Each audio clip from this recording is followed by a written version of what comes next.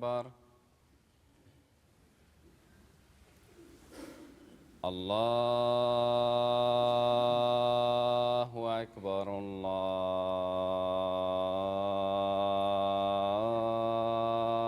الله أكبر. أشهد أن لا إله إلا الله.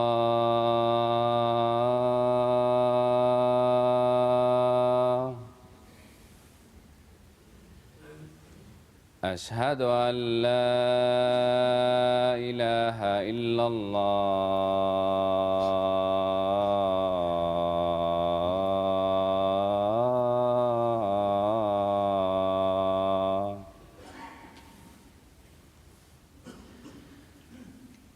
أشهد أن محمدًا رسول الله.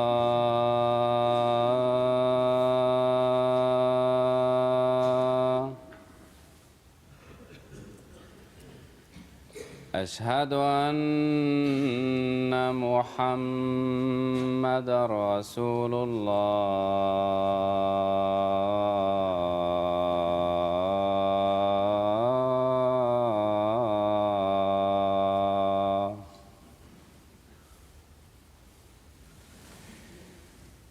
حي على الصلاة.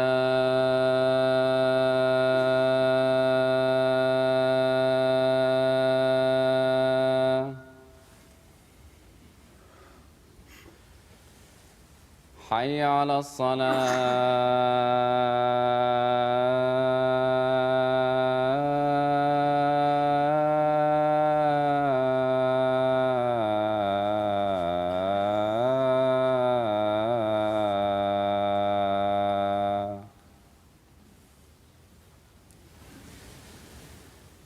حي على الفلاح.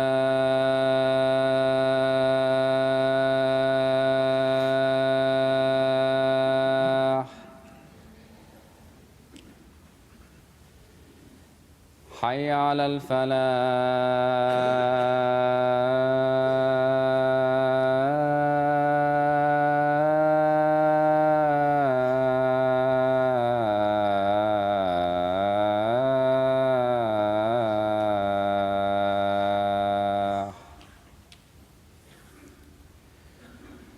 الله أكبر.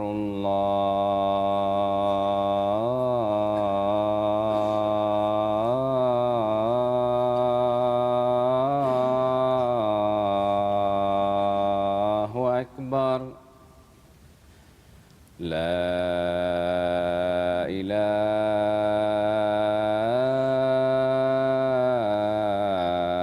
إلا الله.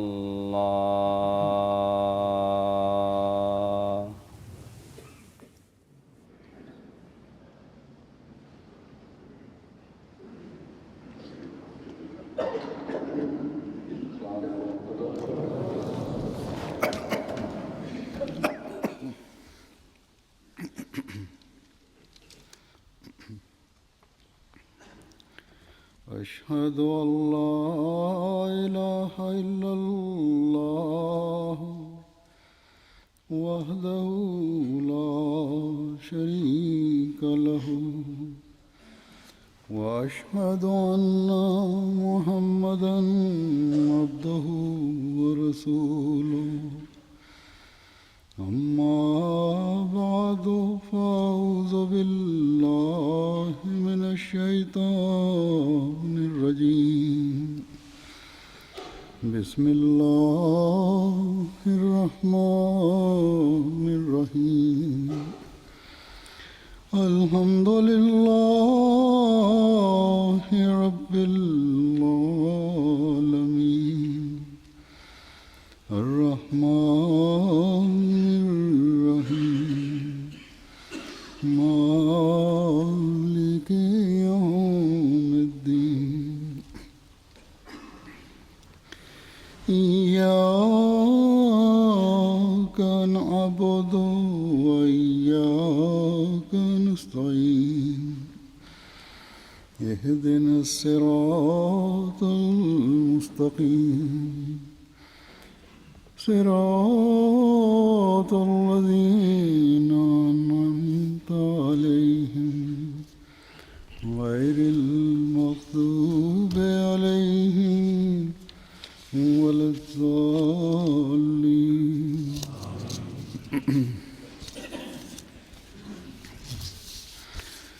خذ العفو وأمر بالعرف وأعرض عن الجاهلين.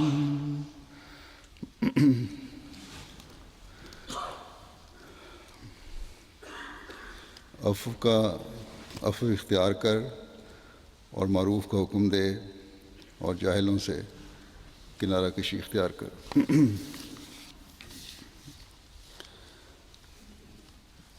حضرت صلی اللہ علیہ وسلم کے بارے میں حضرت عائشہ رضی اللہ عنہا کے اس فقرے نے کہ کانا خلقہ القرآن، یعنی آپ کی زندگی قرآنی احکام اور اخلاق کی عملی تصویر تھی. آپ صلی اللہ علیہ وسلم کے اعلیٰ ترین اخلاق کے وسیع سمندر کی نشاندہی فرما دی کہ جاؤ اور اس سمندر میں سے قیمتی موتی تلاش کرو، اور خلق عظیم کے جو موتی بھی تم تلاش کرو گے اس پر میرے پیارے آقا حضرت محمد مصطفیٰ صلی اللہ علیہ وسلم کی مہر ثبت ہوگی. یہ ہے وہ مقام خاتمیت نبوت جو اکملت لکم دینکم واتممت علیکم نعمتی کے خدائی ارشاد میں ہمیں نظر آتی ہے. بس دین کا کمال اور نعمت کا پورا ہونا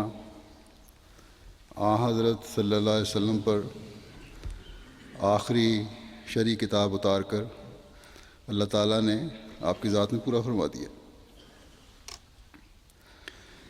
بس آپ سے زیادہ کون اس الہی کتاب کو سمجھنے والا اور اپنے رب کے منشا کو سمجھنے والا ہو سکتا ہے. آپ صلی اللہ علیہ وسلم کی زندگی کا ہر پہلو جہاں قرآن کی عملی تصویر ہے، وہاں اللہ تعالیٰ کے حکم کے مطابق ہمارے لیے اسوہ حسنہ بھی ہے. اس وقت میں آپ کے سامنے حضرت صلی اللہ علیہ وسلم کی سیرت کے ایک حسین پہلو کی چند جھلکیاں پیش کروں گا جس نے نیک فطرت لوگوں کو تو آپ کے عشق و محبت میں بڑھا دیا اور منافقین کے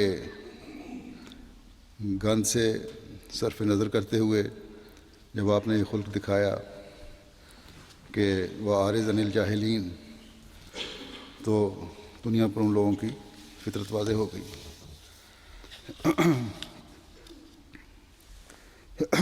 یہ جو خلق جس کے بارے میں بیان کرنا چاہتا ہوں یہ عفو ہے. حضرت مسیح موعود علیہ السلام فرماتے ہیں کہ خدا کے مقربوں کو بڑی بڑی گالیاں دی گئیں، بہت بری طرح ستایا گیا، مگر ان کو عارض عن الجاہلین کا ہی خطاب ہوا. خود اس انسان کامل ہمارے نبی صلی اللہ علیہ وسلم کو بہت بری طرح تکلیفیں دی گئیں اور گالیاں، بدزبانی اور شوخیاں کی گئیں، مگر اس خلق مجسم ذات نے اس کے مقابلہ میں کیا کیا؟ ان کے لیے دعا کی. اور چونکہ اللہ تعالیٰ نے وعدہ کر لیا تھا کہ جاہلوں سے اعراض کرے گا تو تیری عزت اور جان کو ہم صحیح سلامت رکھیں گے اور یہ بازاری آدمی اس پر حملہ نہ کر سکیں گے. چنانچہ ایسے ہی ہوا کہ حضور صلی اللہ علیہ وسلم کے مخالف آپ کی عزت پر حرف نہ لا سکے اور خود ہی ذلیل و خوار ہو کر آپ کے قدموں پر گرے یا سامنے تباہ ہوئے۔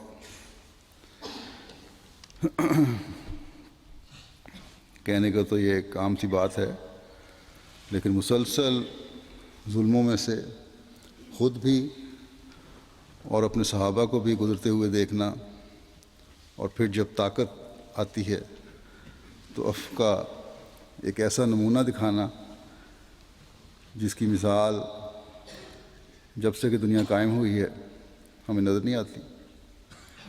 یہ آن حضرت صلی اللہ علیہ وسلم کا ہی خاصہ ہے۔ پھر منافقین اور غیر تربیت یافتہ لوگوں کے مقابل پر آپ نے تحمل اور برداشت کا اظہار فرمایا۔ یہ بھی کوئی معمولی چیز نہیں ہے۔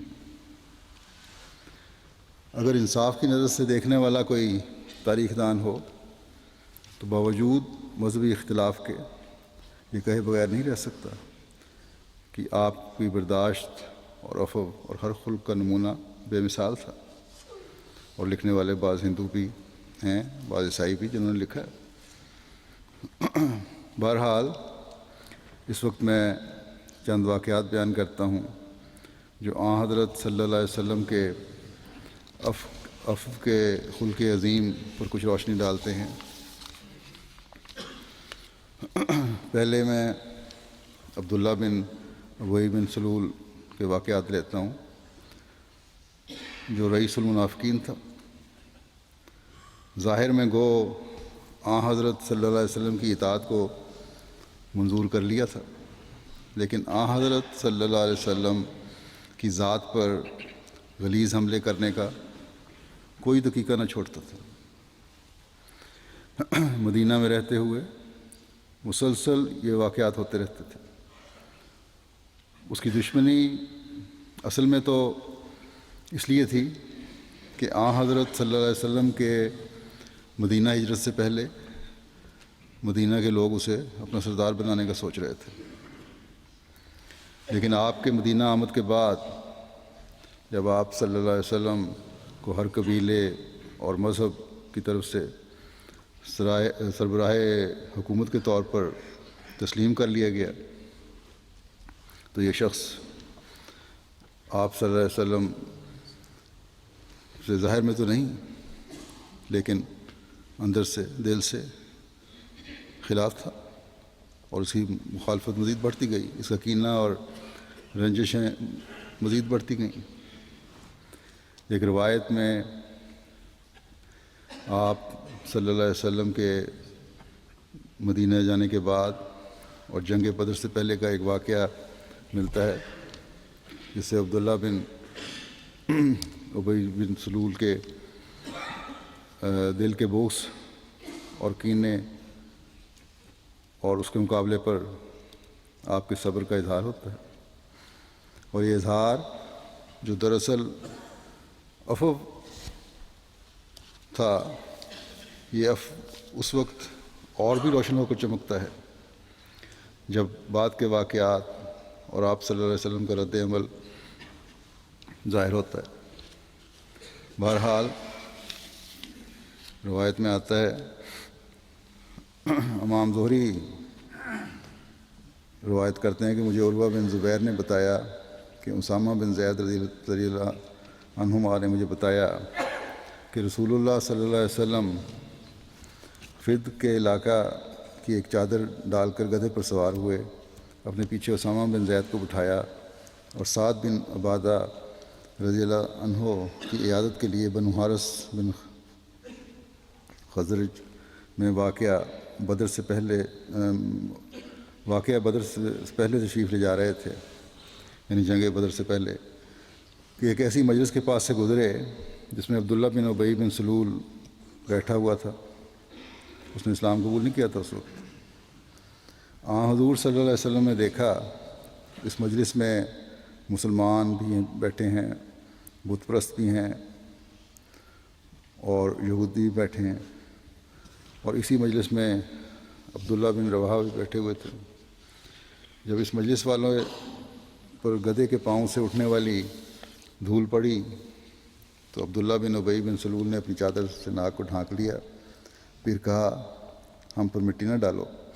پھر رسول اللہ صلی اللہ علیہ وسلم نے ان سب لوگوں کو سلام کیا، پھر رک گئے اور اپنی سواری سے اترے اور ان کو دعوت اللہ کی، ان کو قرآن پڑھ کر سنایا۔ اس پر عبداللہ بن ابی بن سلول نے کہا، اے صاحب، جو بات تم کہہ رہے ہو کوئی اچھی بات نہیں ہے، اور اگر یہ حق بات بھی ہے تو ہمیں ہماری مجلس میں یہ سنا کر تکلیف نہ دو، اپنے گھر میں جاؤ اور جو شخص تمہارے پاس آئے اسے قرآن پڑھ کر سنانا۔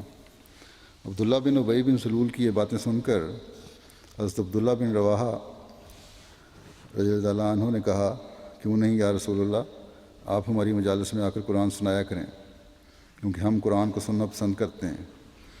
یہ سننا تھا کہ مسلمان اور مشرک اور یہود سب اٹھ کھڑے ہوئے اور اس طرح بحث میں الجھ گئے کہ لگتا تھا کہ ایک دوسرے کے گلے پکڑ لیں گے۔ حضرت صلی اللہ علیہ وسلم ان کو مسلسل خاموش کرواتے رہے اور وہ چپ ہو گئے۔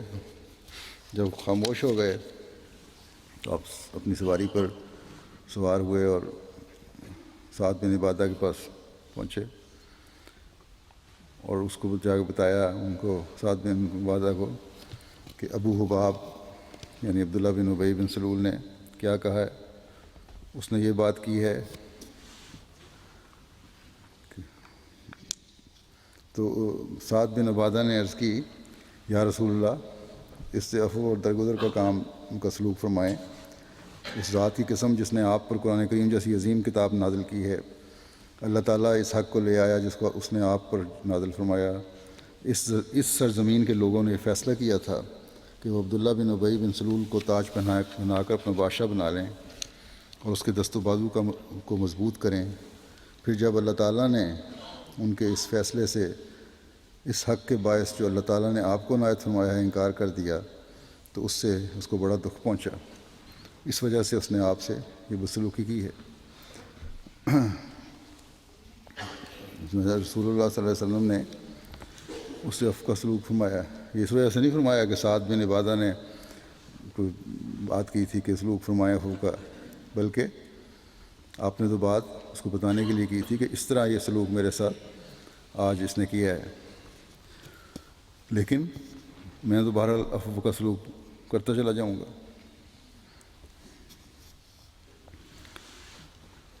آپ صلی اللہ علیہ وسلم، آگے پھر لکھا ہے کہ آپ صلی اللہ علیہ وسلم اور آپ کے صحابہ مشرکوں اور اہل کتاب سے درگزر کا سلوک فرماتے تھے، جیسا کرنے کا اللہ تعالیٰ نے ان کو حکم دیا تھا، اور وہ ان کی طرف سے ملنے والی تکالیف پر صبر کرتے تھے۔ لیکن کچھ عرصے بعد جب عبداللہ بن ابی بن سلول بظاہر مسلمان ہوا تو اپنی منافقانہ چالوں سے آپ صلی اللہ علیہ وسلم کو تکلیف پہنچانے کی ہمیشہ کوشش کرتا رہتا تھا۔ ایک روایت میں آتا ہے، جابر بن عبداللہ رضی اللہ عنہما سے روایت ہے کہ ایک دفعہ ہم کسی غزوے کے لیے گئے ہوئے تھے کہ مہاجرین میں سے ایک شخص نے ایک انصاری کی پشت پر ہاتھ مارا۔ اس پر اس انصاری نے بآواز بلند کہا کہ اے انصار، میری مدد کو آؤ۔ اور مہاجر نے جب معاملہ بگڑتے ہوئے دیکھا تو اس نے بآواز بلند کہا، اے مہاجرو، میری مدد کو آؤ۔ یہ آوازیں رسول اللہ صلی اللہ علیہ وسلم نے سن لیں۔ پھر آپ نے دریافت فرمایا، یہ کیا زمانہ جاہلیت کی سی آوازیں بلند ہو رہی ہیں؟ اس پر حضور صلی اللہ علیہ وسلم کو بتایا گیا کہ یا رسول اللہ، ایک مہاجر نے ایک انصاری کی پشت پر ہاتھ مار دیا تھا۔ حضور صلی اللہ علیہ وسلم نے فرمایا کہ ایسا کرنا چھوڑ دو، یہ ایک بری بات ہے۔ قصہ ہوا تھا، پانی پینے کے اوپر جھگڑا ہو گیا تھا کہ میں پہلے پیوں گا، اس نے کہا پہلے میں۔ بہرحال یہ جھگڑا شروع ہوا۔ بعد میں یہ بات عبداللہ بن ابی بن سلول رئیس المنافقین نے سنی تو اس نے کہا، مہاجرین نے ایسا کیا ہے، اللہ کی قسم اگر ہم مدینے لوٹے تو مدینے کا معزز ترین شخص مدینے کے ذلیل ترین شخص کو نکال باہر کرے گا۔ اعوذ باللہ۔ عبداللہ بن ابی بن سلول کی یہ بات رسول اللہ صلی اللہ علیہ وسلم کو معلوم ہو گئی۔ یہ سن کر حضرت عمر رضی اللہ عنہ کھڑے ہوئے اور کہا، یا رسول اللہ، مجھے اجازت دیں کہ میں اس منافق کا سر قلم کر دوں۔ حضرت عمر کی بات سن کر حضور صلی اللہ علیہ وسلم نے فرمایا، اس سے درگزر کرو، کہیں لوگ یہ باتیں نہ کرنے لگ جائیں کہ محمد صلی اللہ علیہ وسلم اپنے ساتھیوں کو بھی قتل کر دیتا ہے، اس کے باوجود کہ اس کی ایسی حرکتیں تھیں، حضرت محمد صلی اللہ علیہ وسلم نے اس کو اپنا ساتھی کہا ہے، کیونکہ جب تک وہ ظاہراً اپنے آپ کو مسلمان ظاہر کر رہا تھا۔ روایات میں یہ بھی ملتا ہے کہ آپ نے عبداللہ بن ابی اور اس کے ساتھیوں کو بلوا کر پوچھا کہ اس طرح مشہور ہے، کیا معاملہ ہے؟ وہ سب اس بات سے مکر گئے، اور بعض انصاریوں نے بھی انصار تھے، انہوں نے بھی سفارش کی اور کہا کہ شاید زید کو، جو چھوٹے تھے جنہوں نے یہ بتایا تھا کہ ان کے سامنے یہ بات ہوئی ہے، غلطی لگی ہوئی ہوگی۔ بہرحال حضرت صلی اللہ علیہ وسلم نے ان لوگوں کو مزید کچھ نہیں پوچھا۔ جب اللہ تعالیٰ نے بھی آپ کو وحی کے ذریعے بتا دیا کہ یہ واقعہ سچ ہے، تو سب دنیا کو پتہ لگ گیا کہ بہرحال یہ سچ ہے۔ اس وقت کے لوگوں کو قرآن کریم میں اس کا ذکر یوں آتا ہے کہ یقولون لئن رجعنا الی المدینۃ لیخرجن الاعز منها الاذل وللہ العزۃ ولرسولہ وللمؤمنین ولکن المنافقین لا یعلمون۔ ترجمہ اس کا یہ ہے کہ وہ کہتے ہیں کہ اگر ہم مدینہ کی طرف لوٹیں گے تو ضرور وہ جو سب سے زیادہ معزز ہے اسے جو سب سے زیادہ ذلیل ہے اس میں سے نکال باہر کرے گا، حالانکہ عزت تمام تر اللہ اور اس کے رسول کی ہے اور مومنوں کی، لیکن منافق لوگ جانتے نہیں۔ اب اس وحی کے بعد آپ صلی اللہ علیہ وسلم سے زیادہ کون جان سکتا تھا کہ عبداللہ بن سلول جو ہے، ابی جو ہے، جھوٹا اور منافق ہے، بلکہ آپ کی فراست پہلے سے ہی علم رکھتی تھی کہ یہ منافق ہے، لیکن آپ نے صرف نظر فرمایا۔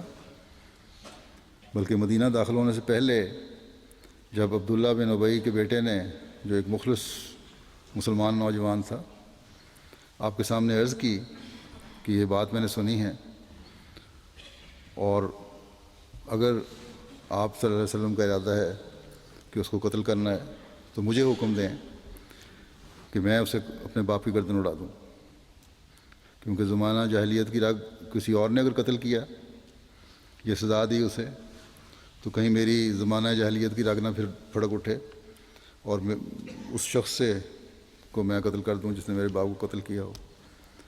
تو آپ نے فرمایا کہ ایسی کوئی بات نہیں ہے، کسی قسم کی کوئی سزا نہیں میں دینے کا ارادہ رکھتا، بلکہ فرمایا کہ تمہارے باپ کے ساتھ نرمی اور احسان کا معاملہ میں کروں گا، نہ صرف یہ کہ سزا نہیں دوں گا بلکہ نرمی اور احسان کا معاملہ کروں گا۔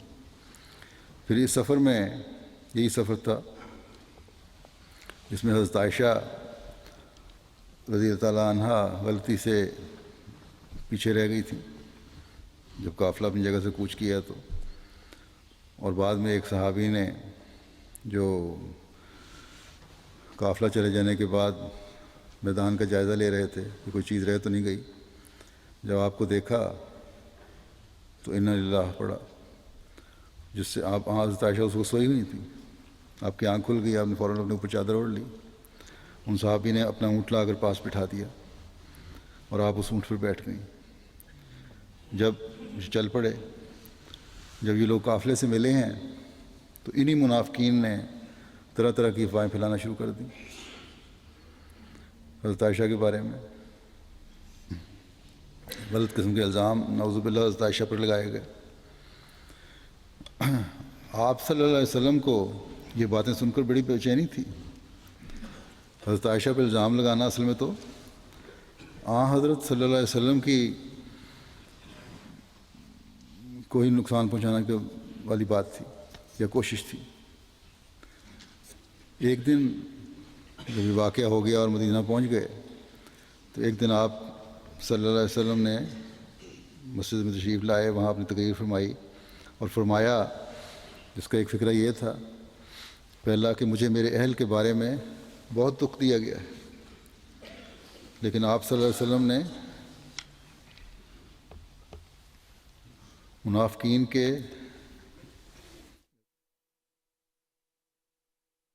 برداشت کیا، جنہوں نے یہ الزام لگائے تھے ان کو فوری سزا نہیں دی۔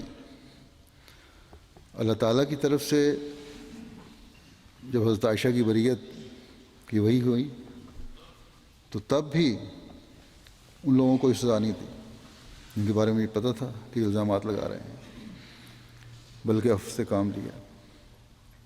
بلکہ روایات میں آتا ہے جب عبداللہ بن ابی فوت ہوا تو اس کے بیٹے نے، جو ایک مخلص مسلمان تھا جیسا کہ میں نے کہا، حضرت صلی اللہ علیہ وسلم کی خدمت میں حاضر ہو کر عرض کی کہ آپ اپنا کرتا عنایت فرمائیں مجھے، تاکہ اس کرتے میں اپنے باپ کو کفناؤں۔ آپ نے وہ کرتا عطا فرمایا۔ بلکہ آپ کی شفقت اور عفو کا یہ حال تھا کہ آپ اس کے جنازہ کی نماز کے لیے بھی تشریف لائے اور جنازہ پڑھایا، قبر پر دعا کرائی۔ حضرت عمر نے عرض کی کہ آپ کو ان تمام باتوں کا علم ہے کہ یہ منافق ہے، اور منافق کے بارے میں اللہ تعالیٰ فرماتا ہے کہ اگر تو 70 مرتبہ ہی ان کے لیے استغفار کرے اور مغفرت طلب کرے تو ان کی مغفرت نہیں ہوگی۔ حضرت صلی اللہ علیہ وسلم نے فرمایا کہ اللہ تعالیٰ نے اس میں ایک اجازت بھی دی ہوئی ہے، تو میں کوشش کروں گا کہ میں 70 مرتبہ سے زیادہ استغفار کروں، یعنی کثرت سے کروں اس کے لیے، تاکہ اگر مجھے اس سے زیادہ بھی بخشش طلب کرنی پڑی تو اس کے لیے کروں۔ یہ تھا آپ کا اسوہ جو آپ نے ان منافقین کے ساتھ بھی روا رکھا۔ یہ تو واقعہ جو میں نے بتایا رئیس المنافقین کے ساتھ عفو اور بخشش سلوک ہے۔ اب بعض دوسری مثالیں پیش کرتا ہوں۔ مثلا اجڑ، غیر تربیت یافتہ بعض بدوؤں کے اخلاق ہیں جو ادب سے گری ہوئی حرکات کیا کرتے تھے، حضرت صلی اللہ علیہ وسلم کے مقام کو نہیں پہچانتے تھے۔ ان پر آپ کا کس طرح عفو فرماتے تھے، اس بارے میں ایک روایت میں آتا ہے، حضرت انس رضی اللہ عنہ روایت کرتے ہیں کہ میں نبی صلی اللہ علیہ وسلم کی معیت میں تھا۔ آپ نے ایک موٹے حاشیے والی چادر زیب تن کی ہوئی تھی۔ ایک بدوی نے آپ کی چادر کو اتنے زور سے کھینچا کہ اس کے حاشیے کے نشان آپ کے کندھے پر پڑ گئے۔ پھر اس نے کہا، اے محمد صلی اللہ علیہ وسلم، مجھے اللہ تعالیٰ کے اس مال میں سے جو اللہ تعالیٰ نے آپ کو عنایت فرمایا ہے یہ 2 اونٹ دے دیں۔ آپ نے مجھے کوئی اپنا یا اپنے والد کا مال تو نہیں دینا۔ اس کی ایسی کرخت باتیں سن کر پہلے تو نبی صلی اللہ علیہ وسلم خاموش رہے، پھر فرمایا، المال مال اللہ ونا عبدہ، کہ مال تو اللہ ہی کا ہے اور میں اللہ کا بندہ ہوں۔ پھر حضور صلی اللہ علیہ وسلم نے فرمایا کہ تم نے جو مجھے تکلیف پہنچائی ہے اس کا تم سے بدلہ لیا جائے گا۔ اس بدوی نے کہا، مجھ سے اس کا بدلہ نہیں لیا جائے گا۔ حضرت صلی اللہ علیہ وسلم نے فرمایا، تم سے بدلہ کیوں نہیں لیا جائے گا؟ اس بدوی نے کہا، اس لیے کہ آپ برائی کا بدلہ برائی سے نہیں لیتے۔ اس کا یہ کہنا تھا کہ رسول اللہ صلی اللہ علیہ وسلم ہنس پڑے، تو بس نے فرمایا۔ تو اسی چیز نے نرمی کا سلوک، جو رفع کا سلوک تھا، سب پتہ تھا، اسی نے ان لوگوں میں جرأت پیدا کی تھی کہ جو دل چاہے کر دیں۔ پھر حضور صلی اللہ علیہ وسلم نے ارشاد فرمایا کہ اس کے مطلوبہ 2 اونٹوں میں سے ایک اونٹ پر جو اور دوسرے پر کھجوریں لاد دیں، اور وہ اس کو عنایت فرمائیں۔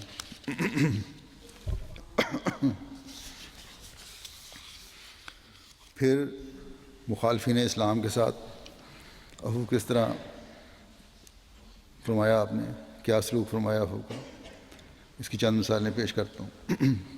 حضرت انس رضی اللہ تعالیٰ عنہ روایت کرتے ہیں کہ قریش مکہ کے 80 آدمی رسول اللہ صلی اللہ علیہ وسلم اور آپ کے صحابہ پر نماز فجر کے وقت اچانک جبل تنیم سے حملہ آور ہوئے۔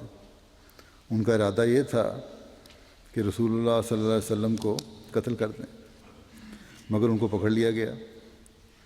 بعد میں رسول اللہ صلی اللہ علیہ وسلم نے ان کو معاف کرتے ہوئے چھوڑ دیا۔ اب اس قسم کی معافی کی کوئی مثال پیش کر سکتا ہے؟ یہ جنگی مجرم ہیں، لیکن سراپا شفقت و ان کو بھی معاف فرما رہے ہیں کہ جاؤ، تمہارے سے کوئی سرزنش نہیں، تمہیں کوئی سزا نہیں۔ پھر ایک روایت ہے، ہشام بن زید بن انس روایت کرتے ہیں کہ میں نے انس بن مالک رضی اللہ عنہ کو یہ فرماتے ہوئے سنا ہے کہ ایک مرتبہ ایک یہودی رسول اللہ صلی اللہ علیہ وسلم کے پاس سے گزرا اور اس نے السلام علیک کے بجائے السلام علیک یعنی تجھ پر ہلاکت وارد ہو کہا۔ پھر رسول اللہ صلی اللہ علیہ وسلم نے صحابہ کو مخاطب کر کے فرمایا تمہیں پتہ چلا ہے کہ اس نے کیا کہا تھا؟ پھر حضور صلی اللہ علیہ وسلم نے بتایا کہ اس نے السلام علیک کہا تھا۔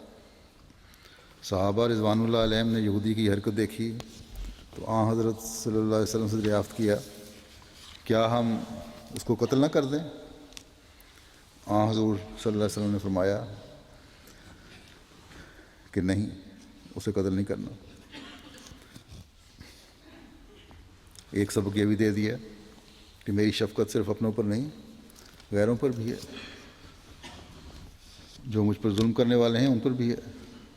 سزا صرف ایسے جرموں کی دینا ضروری ہے جن پر حدود قائم ہوتی ہیں، جن کے بارے میں خدا تعالیٰ نے سزا مقرر کی ہوئی ہے، جن کا وعدے قرآن کریم میں حکم بھی ہے، یا اللہ تعالیٰ نے جن کے بارے میں آپ کو بتایا ہے۔ پھر آپ اور آپ کے صحابہ کو ایک یہودیہ نے گوشت میں زہر ملا کر کھلانے کی کوشش کی، اور اقبال جرم کرنے کے باوجود آپ نے اسے معاف فرما دیا۔ صحابہ کو غصہ تھا، انہوں نے پوچھا بھی کہ اس کو قتل کر دیں، آپ نے فرمایا نہیں، بالکل نہیں۔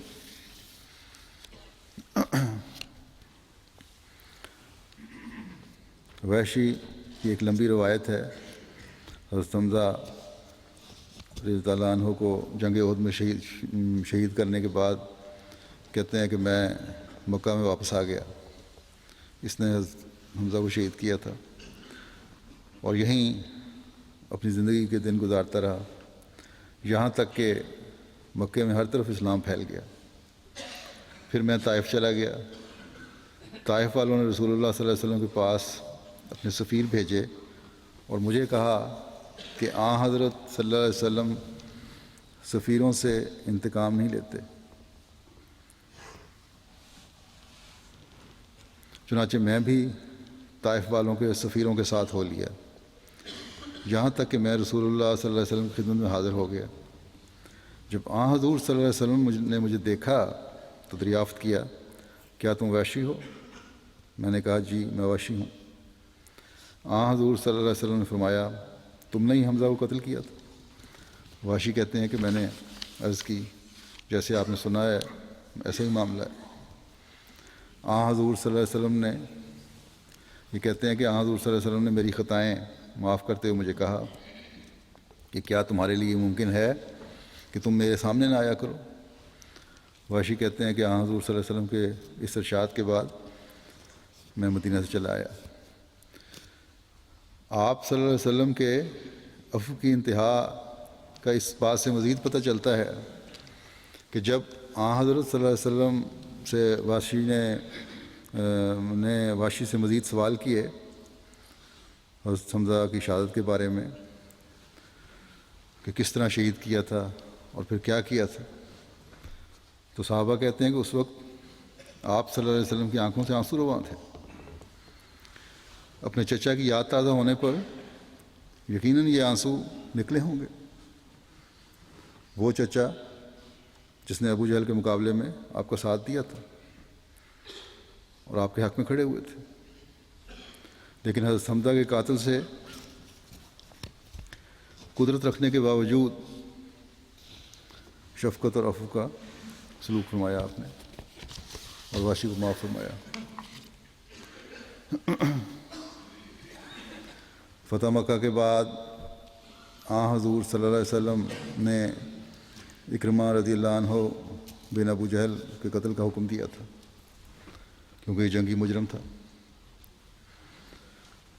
قتل کا حکم اس لیے دیا تھا اور اس کی وجہ یہ تھی کہ وہ اور ان کا والد نبی صلی اللہ علیہ وسلم اور مسلمانوں کو تکلیف پہنچانے میں سب سے زیادہ شدت اختیار کرنے والے تھے۔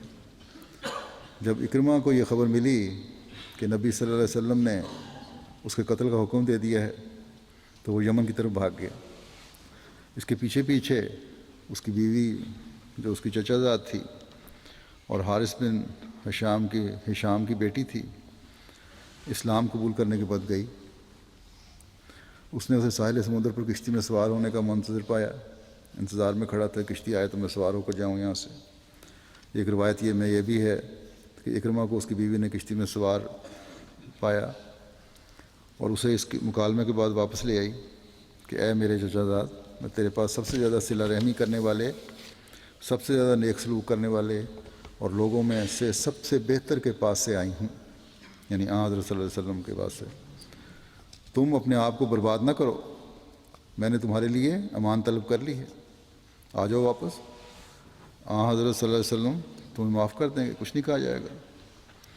اکرمہ اپنی بیوی کے ساتھ واپس آئے اور کہا اے محمد صلی اللہ علیہ وسلم، میری بیوی نے مجھے بتایا ہے کہ آپ نے مجھے امان دے دی ہے۔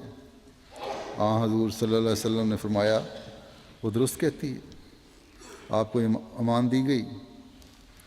اس بات کا سننا تھا کہ اکرمہ نے کہا اشہد ان لا الہ الا اللہ وحدہ لا شریک لہ وانک عبدہ ورسولہ۔ پھر اکرمہ نے شرم کے باعث اپنا سر جھکا لیا۔ اس پر رسول اللہ صلی اللہ علیہ وسلم نے فرمایا اے اکرمہ، ہر وہ چیز جو میری قدرت میں ہے، اگر تم اس میں سے کچھ مجھ سے مانگو تو میں تم کو عطا کر دوں گا۔ اکرمہ نے کہا مجھے میری وہ تمام زیادتیاں معاف کر دیں جو میں آپ سے کرتا رہا ہوں۔ اس پر نبی صلی اللہ علیہ وسلم نے فرمایا، یہ دعا دی کہ اللہم اغفر لاکرمہ کل عداوۃ عادانیہا او منطق تکلم بہ، کہ اے اللہ اکرمہ کو ہر وہ زیادتی جو مجھ سے کرتا رہا ہے بخش دے۔ یا آپ نے فرمایا کہ اے اللہ اکرمہ میرے بارے میں جو بھی کہتا رہا ہے وہ اس کو بخش دے۔ کیا ہے اس جیسی معافی کوئی مثال؟ اللہم صلی علی محمد وعلی آل محمد وبارک وسلم انک حمید مجید۔ ایک شخص فضالہ بن عمیر فتح مکہ کے موقع پر جب آپ صلی اللہ علیہ وسلم طواف کر رہے تھے تو آپ کے قریب قتل کی نیت سے آیا۔ اللہ تعالیٰ نے آپ کو اس کے اس منصوبے کی خبر کر دی۔ آپ نے اسے بلایا، دیکھ لیا، بلایا تو گھبرا گیا۔ پھر آپ نے اسے پوچھا کہ کس نیت سے آئے ہو؟ ظاہر ہے جب پکڑا گیا تو اس نے جھوٹ بولنا تھا، بہانے بنانے لگا۔ آپ مسکرائے اور پیار سے اسے بلایا اپنے پاس اور اس کے سینے پر اپنا ہاتھ رکھ دیا بغیر کسی خوف کے کہ کیا اختیار اس کے پاس ہے، کس نیت سے وہ آیا ہوا ہے۔ فضالہ کہتے ہیں کہ جب آپ نے اپنا ہاتھ میرے سینے پر رکھا تو میری تمام نفرت دور ہو گئی۔ جس ہستی کے قتل کے ارادے سے میں نکلا تھا اس کے اس دست شفقت نے میرے دل میں اس کی محبت کے دریا بہا دیے۔ بس یہ تھا میرے آقا کا اپنے دشمنوں سے سلوک۔ مجرم پکڑا جاتا ہے تو اسے بجائے سزا دینے کے محبت کے تیر سے اس طرح گھائل کرتے ہیں کہ وہ آپ کی خاطر اپنی جان تک قربان کرنے کے لیے تیار ہو جاتا ہے۔ کیا کوئی اور مقابلہ کر سکتا ہے اس شفقت اور عفو کا؟ لیکن ہمیں اللہ تعالیٰ کے اس فرمان کو ہمیشہ ہمیں یاد رکھنا چاہیے کہ محمد رسول اللہ صلی اللہ علیہ وسلم تمہارے لیے اسوہ حسنہ ہے۔ بس ان نمونوں پر چلنا، ان کی طرف توجہ دینا آج کے مسلمانوں کو بھی فرض ہے۔ کاش کہ ان کو سمجھ آ جائے۔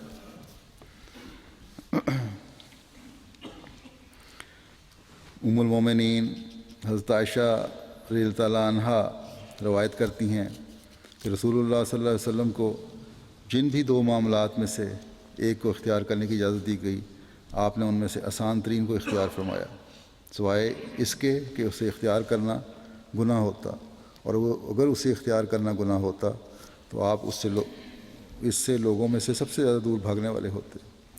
اور رسول اللہ صلی اللہ علیہ وسلم نے اپنی ذات کے لیے کبھی کسی سے انتقام نہیں لیا، سوائے اس کے کہ کوئی اللہ تعالیٰ کی قائم کردہ حدود میں ناجائز طریق سے داخل ہوتا تو حضور صلی اللہ علیہ وسلم اس کو اللہ تعالیٰ کی خاطر سزا دیتے۔ حضرت عمر رضی اللہ عنہ کے بارے میں روایت ہے کہ انہوں نے ایک مرتبہ دوران گفتگو رسول اللہ صلی اللہ علیہ وسلم کو مخاطب کر کے عرض کی کہ یا رسول اللہ، میرے والدین آپ پر قربان جائیں، حضرت نوح علیہ السلام نے اپنی قوم کے خلاف بد دعا کی تھی اور یہ دعا کی تھی کہ رب لا تذرنی علی الارض من الکافرین دیارا، اے میرے رب کافروں میں سے کسی کو زمین پر بستا ہوا نہ رہنے دے۔ یا رسول اللہ، اگر آپ حضرت نوح کی طرح ہمارے لیے بد دعا کرتے تو ہم سب کے سب تباہ ہو جاتے۔ آپ کی کمر کو لتاڑا گیا، آپ کے چہرے کو خون آلود کیا گیا، آپ کے سامنے کے دانت توڑے گئے، مگر آپ نے صرف خیر کی بات ہی کی، اور آپ نے یہ دعا کی کہ اللہم اغفر لقومی فإنہم لا یعلمون، اے اللہ میری قوم کو بخش دے، ان کو معلوم نہیں کہ یہ کیا کر رہے ہیں۔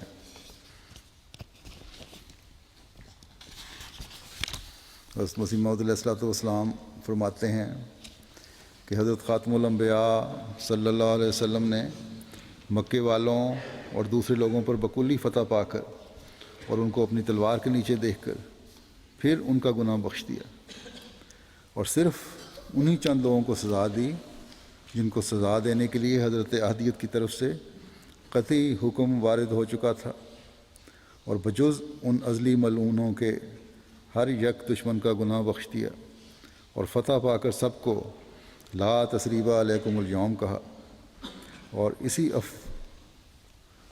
اس عفو تقصیر کی وجہ سے کہ جو مخالفوں کی نظر میں ایک امر محال معلوم ہوتا تھا، اور اپنی شرارتوں پر نظر کرنے سے وہ اپنے تئیں اپنے مخالف کے ہاتھ میں دیکھ کر معقول خیال کیا کرتے تھے، ہزاروں انسانوں نے ایک ساتھ میں دین اسلام قبول کر لیا۔ بس یہ عفو تھا حضرت صلی اللہ علیہ وسلم کا، جو بظاہر مخالفوں کی نظر میں ایک بہت مشکل بات تھی کہ کبھی اس طرح کا عفو دکھایا جا سکتا ہے، لیکن جب آپ سے یہ سلوک دیکھا، یہ اس نے سلوک دیکھا، تو اس کا نتیجہ کیا ہوا کہ اسلام قبول کر لیا۔ کاش آج مسلمان بھی اس نقطہ کو سمجھ لیں تو اسلام کے پیغام کو کئی گنا ترقی دے سکتے ہیں۔ کاش کے لوگ شدت پسند گروہوں کے چنگل سے نکل کر اس اسوے پر غور کریں جو ہمارے سامنے ہمارے آقا و مطاع حضرت محمد مصطفیٰ صلی اللہ علیہ وسلم نے رکھا ہے۔ اللہ تعالیٰ ان کو عقل دے۔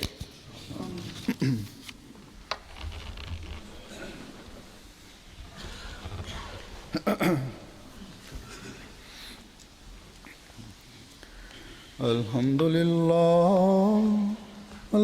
للہ نحمده ونستعینه ونستغفره ونؤمن به ونتوکل علیہ ونعوذ باللہ من شرور انفسنا ومن سیئات اعمالنا من يهده الله فلا مضل له ومن يضلل فلا هادي له ونشهد أن لا إله إلا الله ونشهد أن محمدا عبده ورسوله عباد الله رحمكم الله إن الله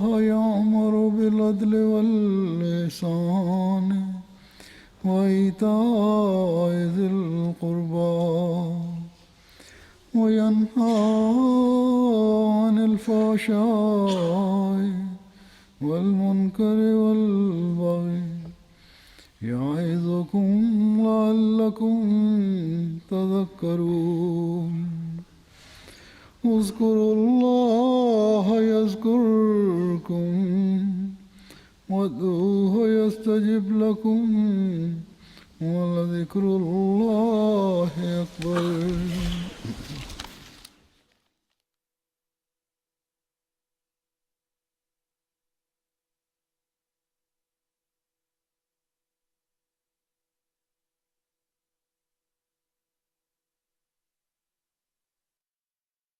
ما